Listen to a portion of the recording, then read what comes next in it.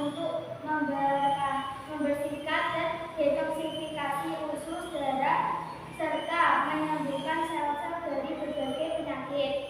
Puasa meningkatkan kekebalan tubuh, meningkatkan kesehatan fisik dan mental, serta meremajakan tubuh. Hadirin dan hadirat yang dimuliakan oleh Allah Subhanahu wa Ta'ala, adapun hikmah ataupun manfaat puasa secara ekonomi sosial tentu sangat banyak. Antara lain, puasa dapat mendorong seseorang untuk saling membantu kepada sesama. Karena ketika seseorang berpuasa, ia akan merasakan bagaimana laparnya orang-orang yang tidak mampu makan dengan layak,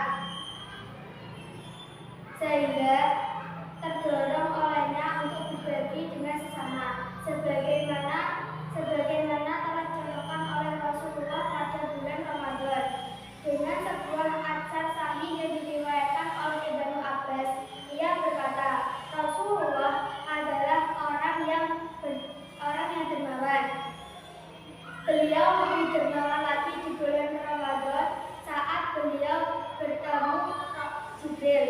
Jibril menemuinya setiap malam untuk mengajarkan Al-Quran, dan kedermawanan Rasulullah melebihi angin yang berhembusan. Secara ekonomi, manfaat puasa begitu jelas.